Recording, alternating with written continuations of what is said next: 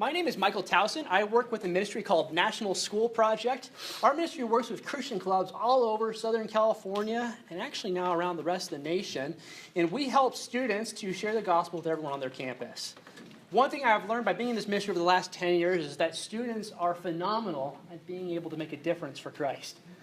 So I'm really excited that you're at this conference, and I hope that as you're learning things today, you're recognizing that this information is not just for you. Let's go, guys, come on in. But it's actually for the people at your school. You know, you can actually pass the stuff along to the other Christians on your campus or even the non-believers and make a difference because you'll be a leader. Come here, guys. How's it going? Welcome.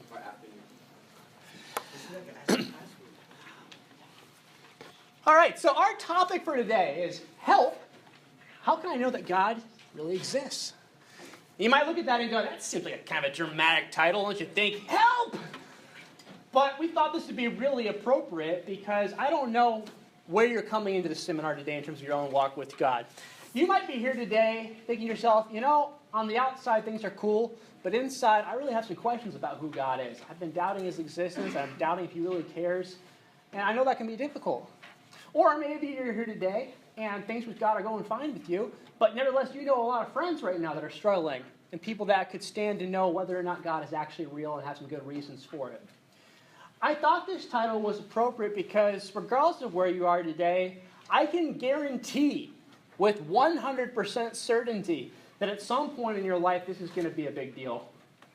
Even some of the greatest Christians that have ever lived throughout history have wrestled with this very question. So if you've ever thought it for yourself, you're not weird, you're normal. It's almost one of the things that God has us going through as we're trying to have a deeper relationship with him.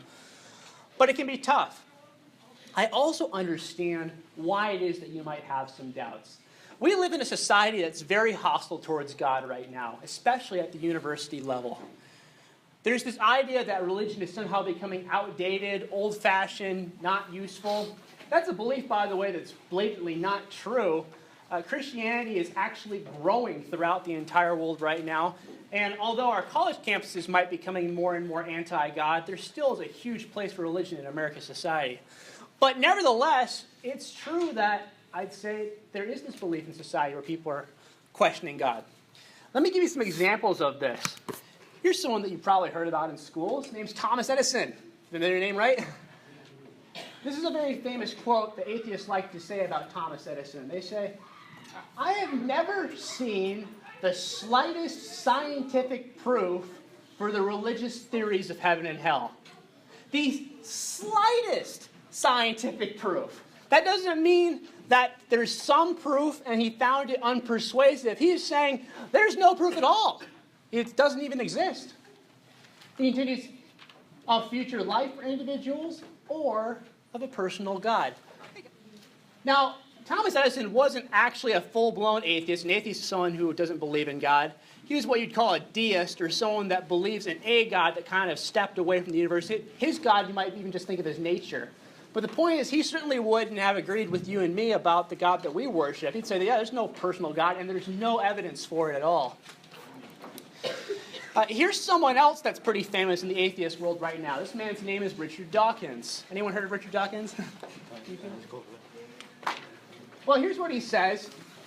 He says, we are all atheists about most of the gods that humanity has ever believed in. Some of us just go one God further. So here's what he's saying by this. Come on in, guys. I think there's... Well, actually, we're running low on seats. There's space in the wall if you want to sit down over there or something.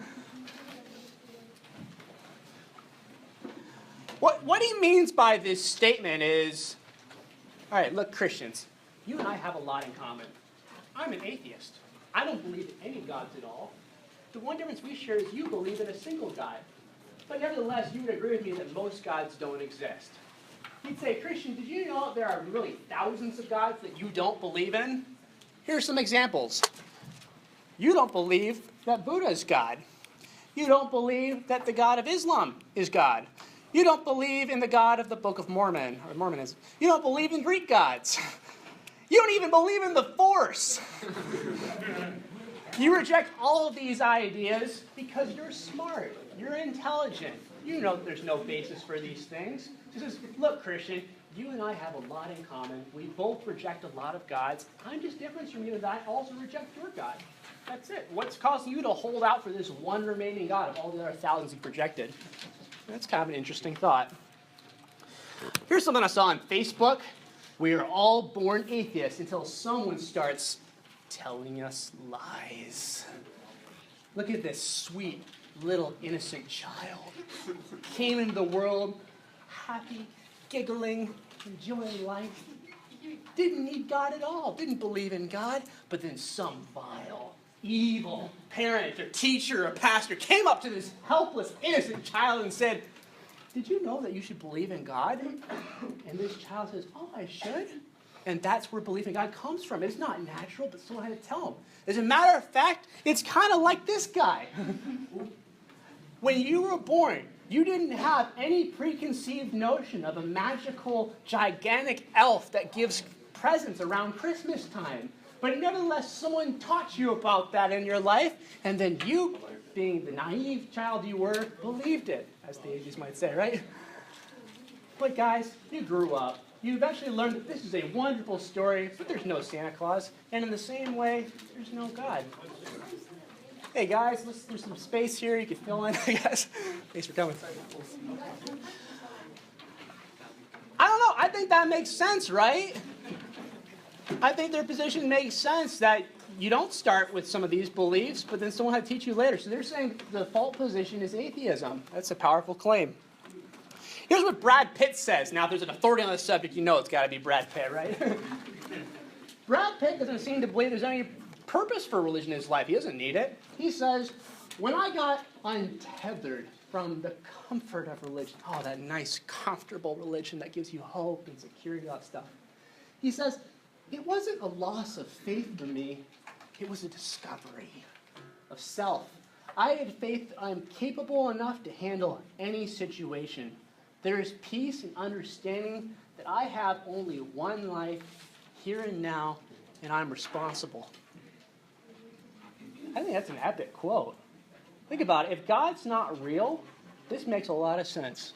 What he's saying is there was some point in my life where I was trying to please God and trusting God to provide for everything, and then I realized that life was hard and difficult. And I realized I need to take responsibility for my own life. So I'm going to stop relying on this mystical God figure to take care of my life, and I will just take responsibility for myself. I'll make the world a better place. I'll do something about my own problems. I'll love other people. This is a very common belief with those that don't believe in God, and it makes sense to me. Here's what Bruce Willis says. He's another movie star. It's been in a few movies. He says, organized religions in general, in my opinion, are dying forms. They were all very important when we didn't know why the sun moved, why weather changed, why hurricanes occurred, or volcanoes happened. Modern religion is the entrail of modern mythology. But there are people who interpret the Bible literally. So, what he's saying here is religion's kind of a crutch. It's not bad per se. People didn't know any better. People saw volcanoes, they saw tsunamis, they saw these things they couldn't explain. And they said, well, that must be God or something supernatural. He says, that's fine, but we're better now. Now we have scientific method, we live in an advanced age, we don't need God anymore. God's an outdated idea. This next one breaks my heart, but this is becoming more and more common in our society. Religion is the cause of all the problems in the world. I don't believe in organized religion at all. It's what separates people. One religion just represents fragments. It causes war. More people have died because of religious conflict than any other reason. That's a pretty hefty statement. Now we're not just saying that belief in God is silly. We're saying belief in God is dangerous. Her point is, we're never going to get along as people are fighting over who God is. Group A says God is one way. Group B says God's another way. Those groups are both taught that only their God is right. Therefore, what do? They're not going to reconcile their differences. They're going to fight one another. She says, abandon the idea of God. Get over God, and then we can finally all be friends and make the world more peaceful. That makes sense. I could see why there could be some truth to that. That, yeah, people really do get in disagreements because of different religious convictions, right? Okay, so we're hearing lots of voices. This is making me a little bit nervous here. There's lots of things that are attacking what we believe. Here's something I took from the official Facebook Buddhism page. It says, the purpose of religion is to control yourself, not criticize others. So this is even a different hostile voice now for us. This isn't outright rejecting religion, but it's fundamentally redefining what we think religion is. He's saying, hey, religion is meant to be something that's helpful for you. The moment it stops being helpful and starts infringing on other people and makes it easy to criticize them, religion has gone past where it's supposed to be.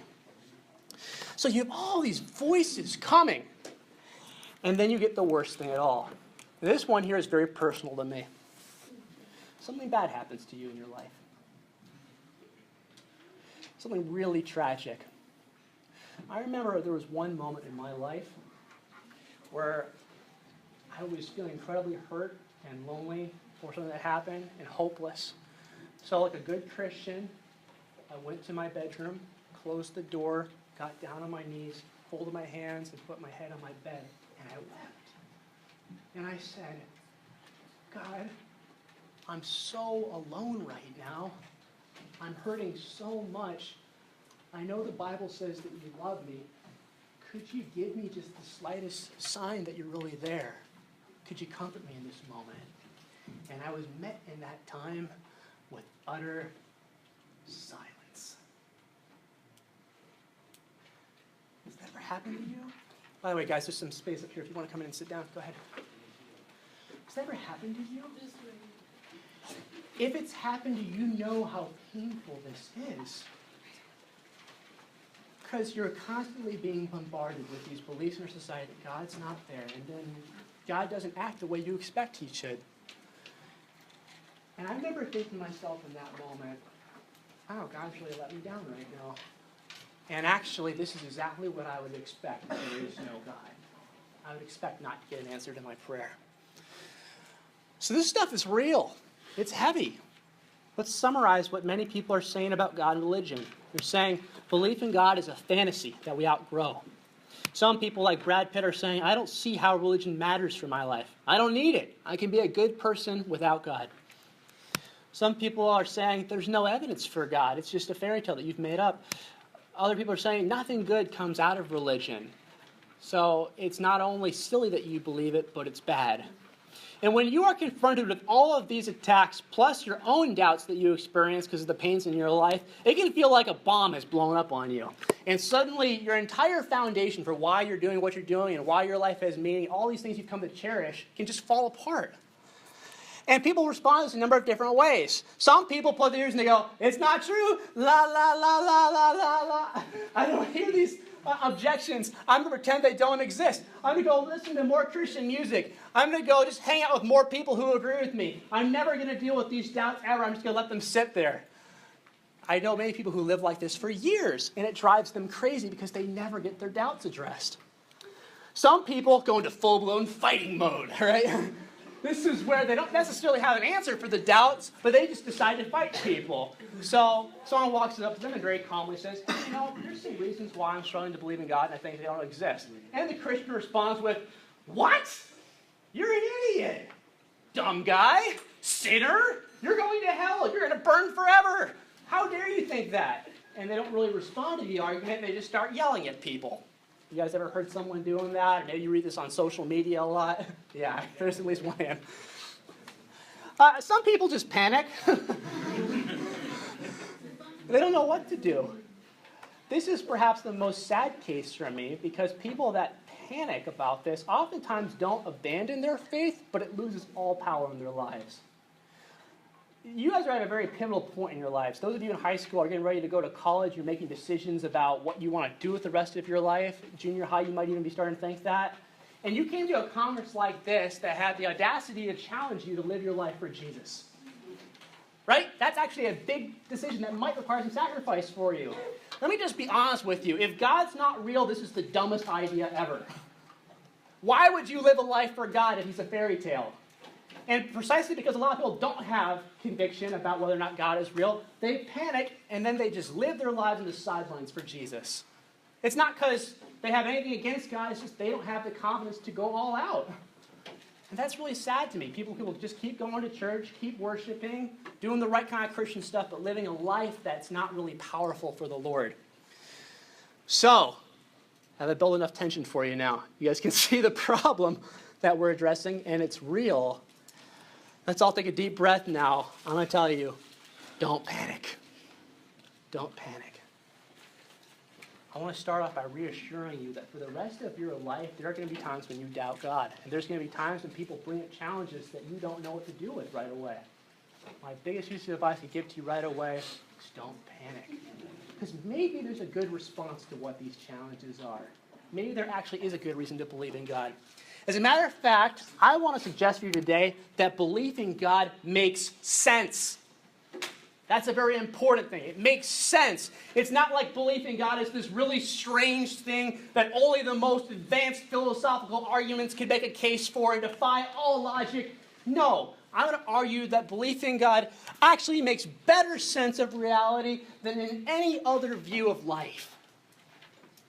And I think it's possible to make a case for God's existence that's rooted entirely in the stuff that we experience in our day-to-day lives that almost everyone will agree on. By the way, I didn't get this idea on my own. This is actually what's taught in the Bible. If you look at the first chapter of Romans chapter 1, this is what Paul writes. He says, "For what can be known about God is plain to them, because God has shown it to them. For his invisible attributes, namely his eternal power and divine nature, have been clearly perceived ever since the creation of the world and the things that have been made."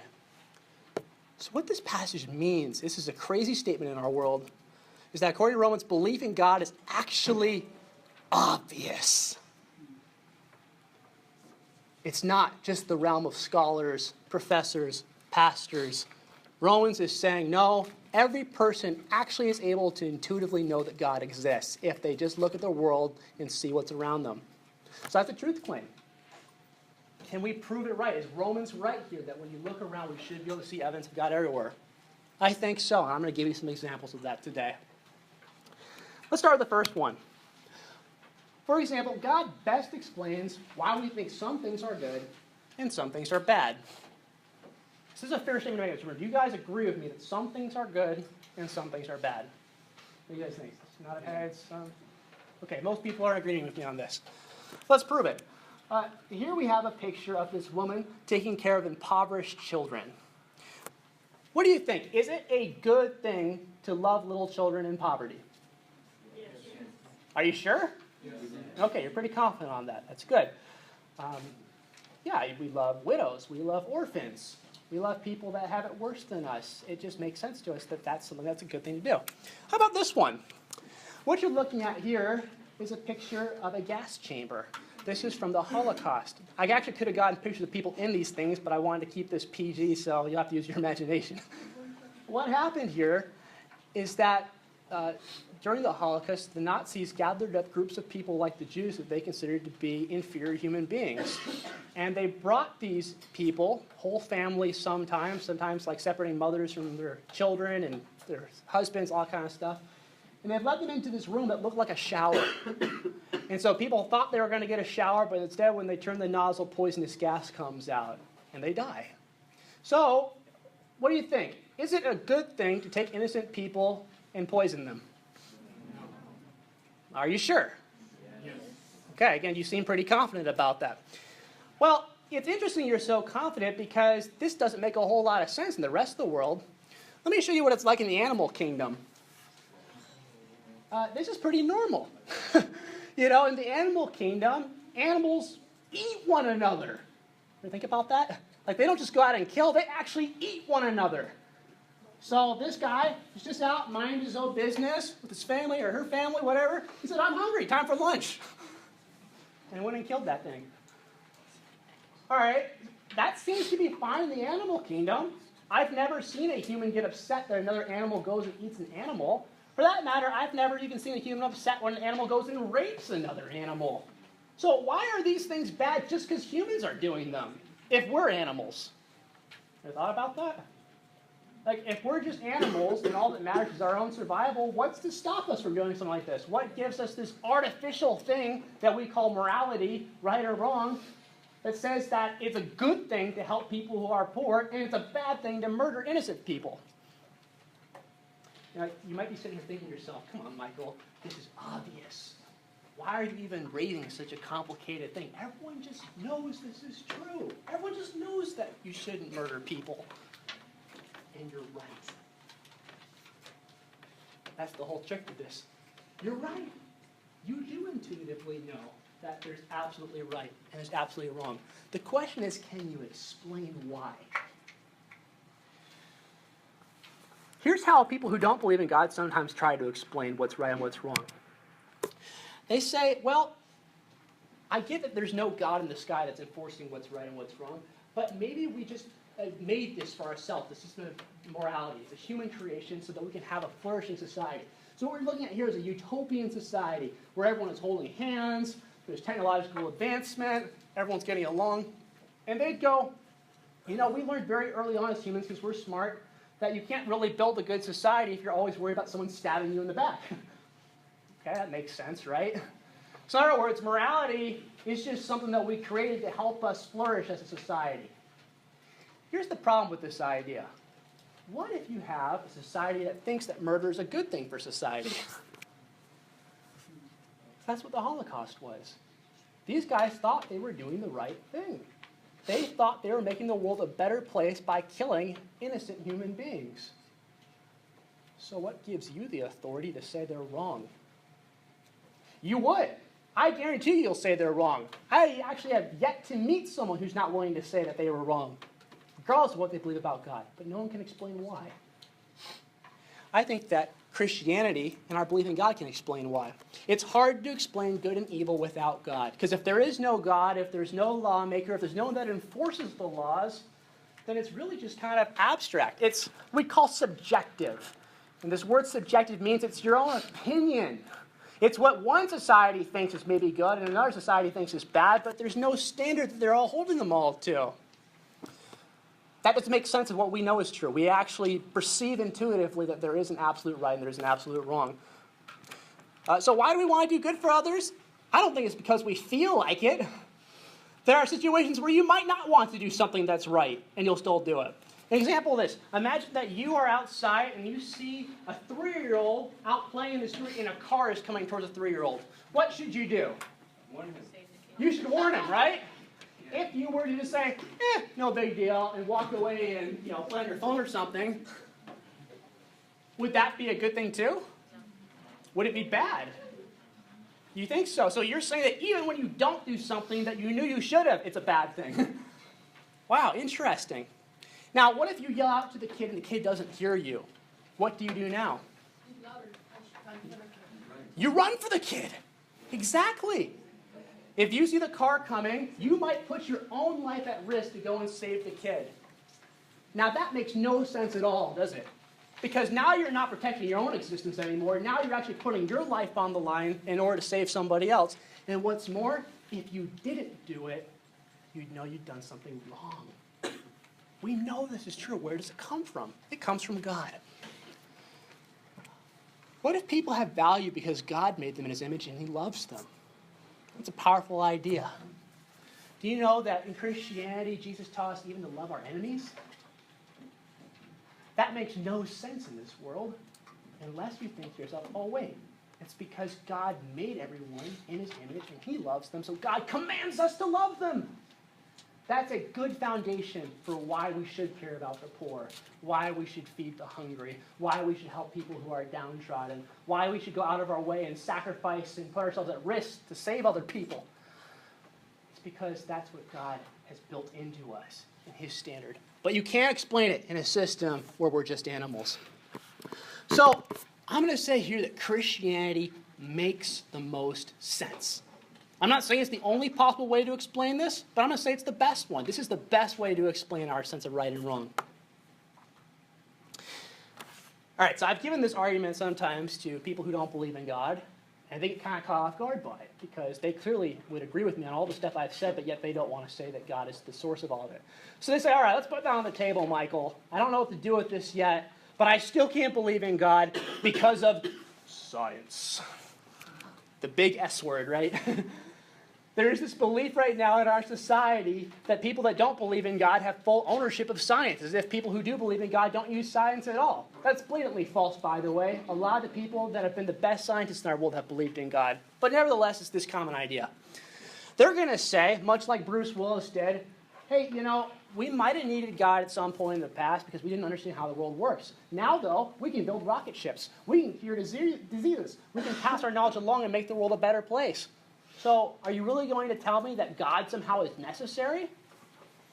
And my response back is, well, let's use science. That's what you want to do. Let's see if science makes sense of God, or if God makes sense of science, or the other way around. Here's a very scientific question to think about. Where did our universe come from? Now, you guys all believe that we live in a universe, right? That's not a controversial belief. Everyone will believe in that whether they believe in God or not. Also, did you know our best science today teaches that the universe has not always existed? That's the common theory that's taught in colleges, high schools, all over the place. The universe has not always existed. So, if the universe has not always existed, where did it come from? Is that a fair scientific question to ask? Why is there even anything at all? Why is it not just nothing? Well, here's what is taught in a worldview apart from God, for people that don't believe in God. They'll say, in the beginning was nothing. When I say nothing, I actually mean nothing. I don't mean like a vacuum, like imagine the inside of a balloon. I mean the balloon itself doesn't even exist. There's no container to be filled. Time doesn't even exist yet. There's absolutely nothing. And then nothing, for no reason, went poof. And there was the universe. Well, actually, that's a little bit overly simplistic. Maybe you'd say that in the beginning was nothing, then it went poof, and then there was the periodic table of elements. We had all these elements that came out that formed into chemicals, and through all these natural laws and processes, we don't really know where they came from, but they also exist. Over time, they merged together, and then we got the universe. Basic idea, though, is that in the beginning there's nothing, and nothing went poof. Now, let me ask you guys, this is again, we're keeping this low-level common sense here. Have you ever seen something just poof into existence? Have you ever heard in human history of something just poofing into existence in our normal everyday history? No? I mean, the only thing I can think of is the Bible's declaration that God created the world out of nothing. But even then, there was something. God was there in the beginning. So I've never heard of nothing and then poof, there's something. To me, this sounds like magic. This is atheist magic. They won't call it magic. But they can't really explain how this happens. It's just this belief that they're taking on faith, that there was nothing and something could come out of it. They can't explain why it happens. They're just hoping that someday they can find an answer for that. To me, I feel a lot like this is hypocritical, especially when they were just accusing us of believing in Santa Claus or something.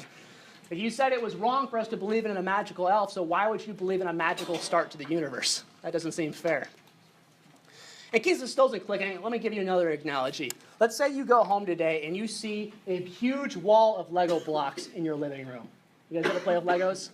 Yeah, I love Legos. Okay. So if you were to see a huge wall of Legos in your house, would your first thought be to yourself, oh my, this is remarkable. When I left today, there were no Legos, and now Legos have materialized out of thin air, and they have constructed themselves into a wall. This is amazing. Call the newspapers. I've got to let people know about this incredible scientific thing that just happened where Legos appeared out of thin air. Would that be your first thought? No. No? Okay, what would your first thought be? Who did it? Your assumption is someone did this.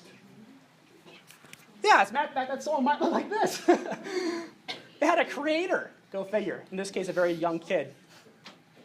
So this is intuitive to us. What we understand about life is that if you want to build something like a Lego wall, you need to have Lego blocks. Reality is made by us building on things that already exist, right? By a creator. So I don't think atheism is able to explain this that well. It doesn't make sense that we just poofed into existence. It makes sense that God built us. That an eternal God made the Lego blocks and built the universe. This is not a crazy idea. I think this best explains what we experience in our everyday lives.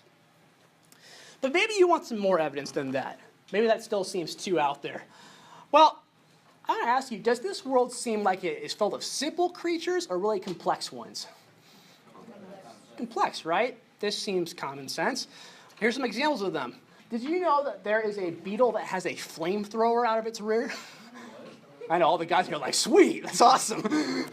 Like, imagine this. So there's this little beetle flying around, and a predator comes by, and then the beetle creates a miniature explosion. It's like, it scares the predator away. That's awesome, right? This has an artillery system in this beetle. It's called a bombardier beetle. And that's amazing. Here's another example of an amazing creature. We have these kinds of camouflage creatures like chameleons. Can you see it in this picture? There he is. Oh, how cute. All right. This guy didn't just continue to survive because he happened to look green and blend in. He looks exactly like his surroundings, down to minuscule details. That's pretty remarkable. Why are creatures able to do these very complex kind of behaviors? Here's one I just learned about. This is really cool. This is called the immortal jellyfish. So the immortal jellyfish is unique out of all the creatures that exist on this planet, in that it's a creature that could actually theoretically live forever. Because what happens with this jellyfish is that it starts as a baby jellyfish, it grows into an adult jellyfish, and then if it gets damaged or sick or is about to die of old age, it can actually turn the clock backwards and turn back into a baby jellyfish. Yeah, insane. So they don't actually live forever because predators eat them and stuff, but theoretically they could. That's amazing. How do you explain something like that? Now, again, does this prove that God has made everything? No, of course it doesn't prove it. But it's not hard to imagine that we're designed by God. That would make a whole lot of sense with how complex this world is and all of its life and the conditions for life. Some people might say, oh, well, hold on. We can explain that. Without God, we've got evolution. But actually, evolution is a theory that's in crisis.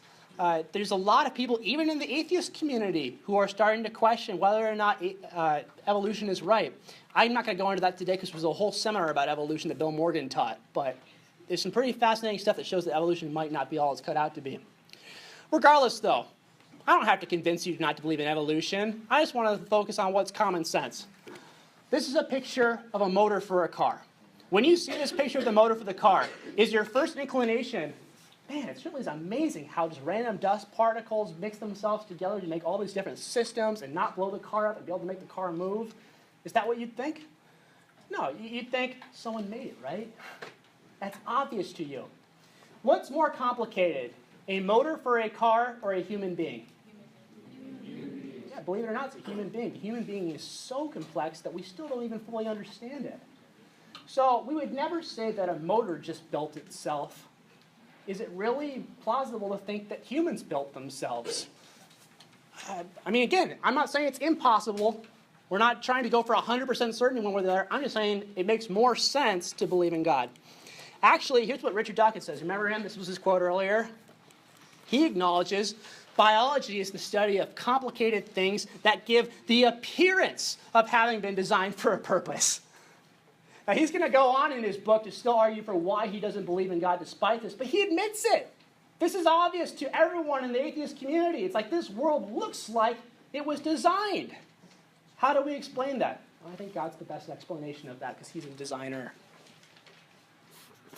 Different subject here. We're going to move on to something a little bit more fluffy and fun. Talk about love. You guys believe in love? In true love? Yeah? You know, our society believes in love.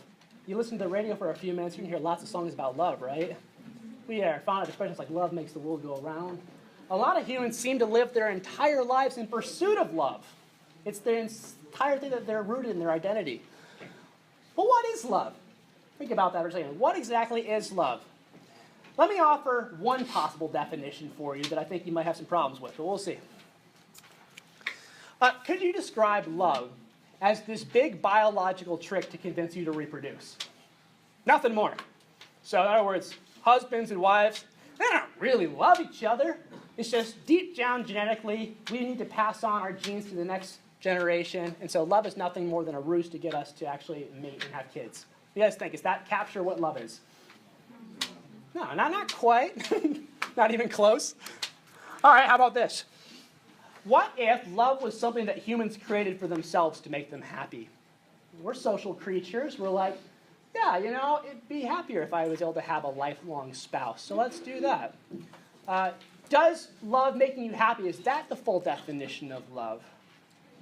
Some of you are a little bit more undecided about that one. Well, consider this. If love is all about what makes us happy, is divorce bad? What if you love someone and that person no longer makes you happy? Is it okay to divorce them? Well, in some worldviews, they would say yes. And actually, if you look on a lot of blogs right now on relationships, people are arguing this very point. I think this is really sad. You don't just discard someone when they stop making you happy.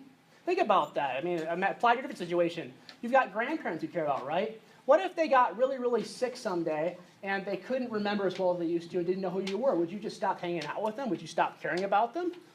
No! You would feel horrible if someone did that. Just because someone gets disabled or has something bad happen that puts some inconveniences on your life doesn't mean you stop loving them. Love is something that's deeper than what just makes us happy. So what we've said is that love is not just about reproducing, and it's not just about what makes us happy. We know that love's about a self-sacrificial commitment. And I think that makes no sense apart from God. If we're just animals, it's kind of like the same thing of why not eat one another? Why not just have whatever kind of loving relationships we want and get rid of them when we're done? That's what animals do. A lot of them anyways. I know there's a few animals that have mates for life, but for the most part, love is a human thing. At least real love, this self-sacrificial love that even goes beyond spouse, but can go to family and friends and people you've never even met. Love is best explained by God. What if we were made by a loving God that made us loving because he's loving? All right, here's another one. What about beauty, art, humor, music? Do these make sense apart from God? Let's again look at what's common sense is. When you see this picture of, I think it's a sunset here. Might be a sunrise, I get them mixed up. Either way, when you see that, do you think to yourself, oh my, it certainly is interesting the science behind how light reflects like that. All right, you might think that, but your first inclination is probably, wow, that's beautiful. That looks like art. You might even go and sit outside and watch it just because you want to appreciate it. Why? What in the world is beauty, and what role does beauty play in our survival? How about art? Does art help with the survival of our species? Maybe. Maybe it's useful for like diagrams and stuff, and history. But for the most part, I'd say that this little girl is just drawing this picture because she wants to. Because she finds art and creativity to be amazing. How do we explain that? How about laughter and humor? Have you ever tried to explain to someone what makes a joke funny? Some people are trying. There's maybe some degree to which you could do it. But I think that humor is one of those things that you can't really explain. You just know because you've experienced it. How do we make sense of that in in just this world? Animals don't tell jokes, right? What makes it humans that do it? I don't think any of this stuff, beauty, art, humor, music, makes sense apart from God. They don't help our survival. There's not really a reason for why they came about. I don't think they're just whimsical fancies. I think you objectively believe that real beauty exists. And if all this isn't enough, we actually have a lot of miraculous evidence that God exists as well. The one that is cited most often in the New Testament is the resurrection. Think about the resurrection. It's a truth claim. If Jesus really did rise from the dead, which would be a supernatural event, if we can show that happened in history, it validates everything that he taught about who God is, who he was, about how we're right with God, and all that kind of stuff. If Jesus did not rise from the dead, conversely, everything we believe is wrong. So it's actually very easy for us to know if things are right or wrong based upon this one historical event. I don't have time today to go into all the reasons why you can know that the resurrection is accurate, but there's a lot of good resources for it. As a matter of fact, if you sign up for that email, I'll send you some links to the things that are blowing your mind about how trustworthy the resurrection is. And for those of you that came in late, there's a sign-up sheet going around that you could write your email on and get some resources. So what we've been saying is that Christianity is a worldview that explains reality better than anything else. We're not saying that other worldviews don't have things that could be true about them. Like, maybe it is true to a degree that one function of love is to aid us in reproduction. But that's not the whole story to love, right? Love's a lot deeper than that. We're saying Christianity makes the best sense of everything that you experience, which means it's very practical. Here's some examples of questions. How do we get here? Christianity says God masterfully designed and created us. Atheism says our basic components poofed into existence out of nothing for no reason and then gradually became us. Try saying that 5 times fast. Obviously, atheists would probably word this a little bit more eloquently. They would try to dress it up a little bit, but this is what their worldview offers. They say, yeah, it just poofed into existence out of nothing and then gradually became us. I think Christianity makes more sense. It's just my opinion on it. I think it makes more sense. What's our purpose? Christianity says love God, love others, take care of the world God's made. That makes a lot of sense to me. If I was a creator, why would I create something? It would make sense that God would create you because he wants to have a relationship with you.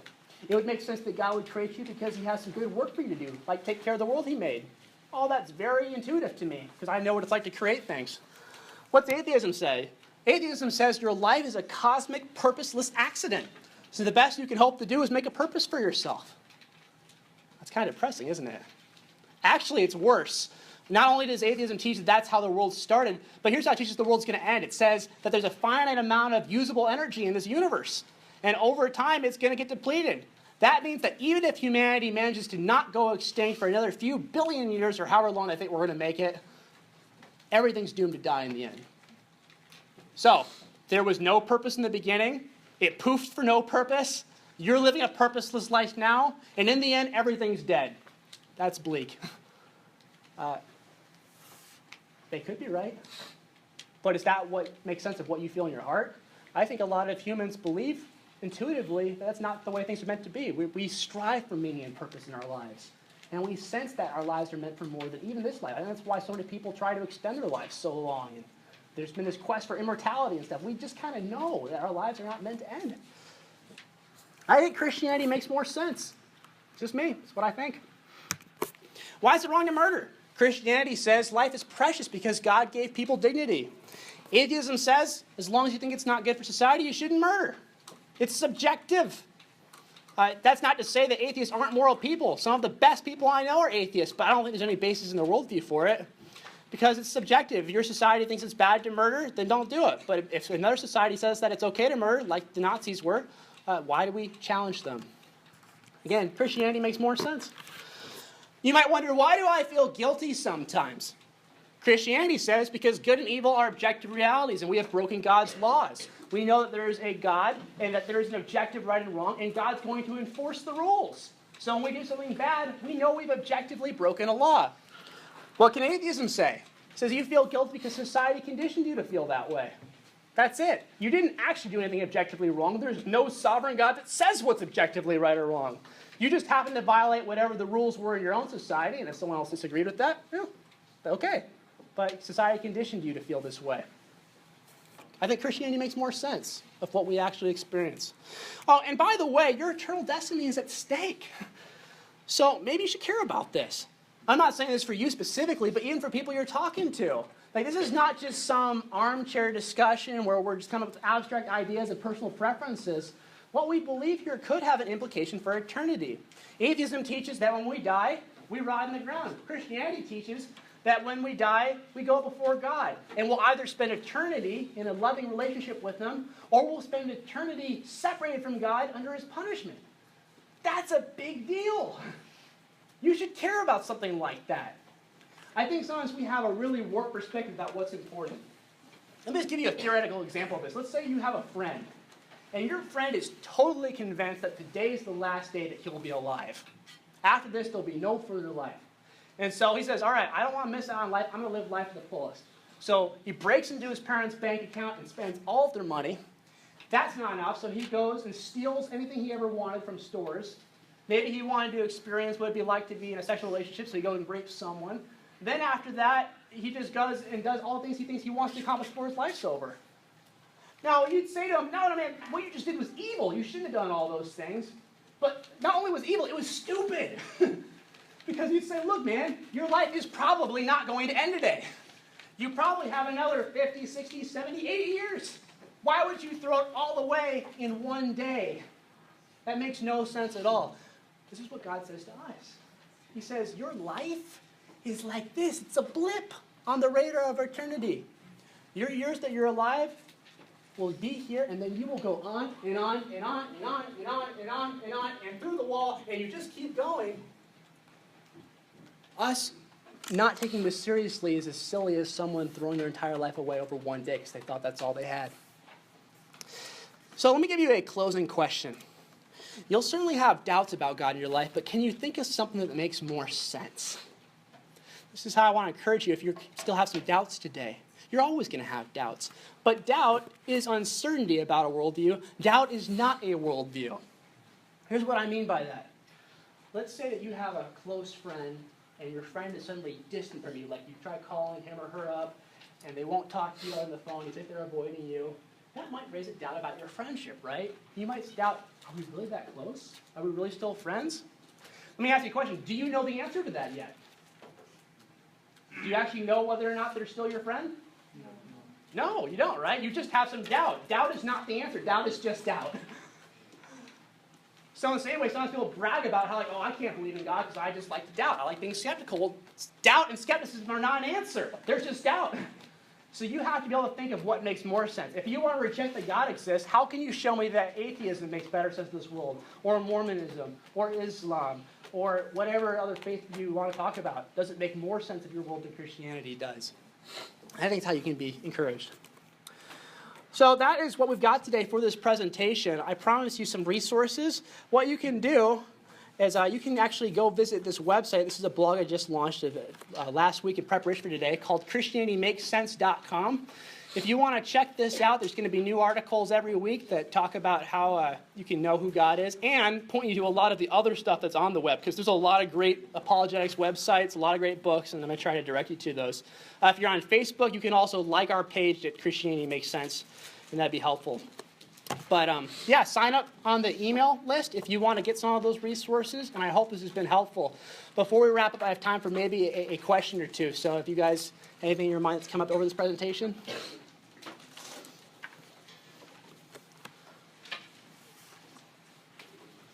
Yes? Isn't there kind of a resurgence in atheism? Is there a resurgence in atheism? People disagree about that. I think what there is there's a lot more people who are committing to atheism. For many years, there's been a lot of people that would identify as Christian, but they're not really Christian. They just kind of went to church as their family did. So I think a lot of people are recognizing, oh, I don't really believe this, and they're now acknowledging it as such. But atheism is certainly not dominating around the world. A lot of research has shown that Christianity is growing around the world, especially in third world countries. Yeah? Why do people try to prove Christianity doesn't exist and people don't believe it? Well, the question was, why do people want to believe that God doesn't exist? And I think that those quotes we showed at the beginning can give you a good idea of that. If you're a loving person, you don't want someone to be believing a lie, right?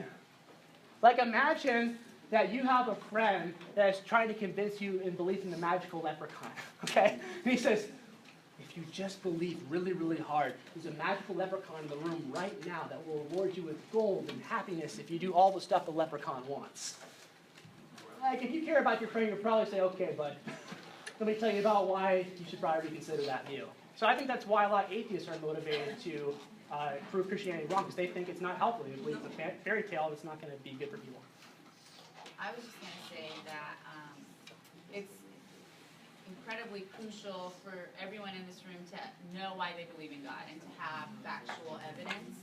But when you feel discouraged after you've shared it, I just want to encourage you guys to continue to love people the way God would love them, because that's one way that's going to be for them to be able to open their hearts to the way you treat them and how you see them, and pray for your peers that don't believe in God. Even after you share evidence and you love them, I think there's power in prayer that we underestimate, because we always feel like we got to convince people that God exists. But the more you pray, the less you talk about it, and the more you pray about it, I think God begins to do a work that you least expect. All right. But I think this is a great tool. And people can see that your life reflects your reality, right? They can see, why do you love me like this? And you can say, well, it makes sense, because God loves you like this, and I'm loving you too. So we should always love people, even if they don't agree. Yeah, what's up, man? Why do people not know who the real God is? How do people not know who the real God is? Well, a lot of times it's because no one's told them. A lot of people hear all these messages at the beginning here that belief in God is silly and there's no evidence and science defeats religion, and they just need to be corrected about it. So that's actually something you can do.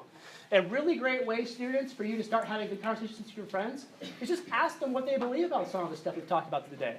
Where do they believe the world came from? What's the purpose of their lives? And why did they believe it? That's the key question. Why do you believe it? And then you might be able to get into a dialogue about Christianity. You know, I'd love to answer more questions, but we're actually out of time for right now. So what we're going to do here is that if you want to come up afterwards and ask me a question, I'd be glad to answer it. Otherwise, thank you so much, guys, for being here, and we'll be in touch. You can email me too, right? Bye for now.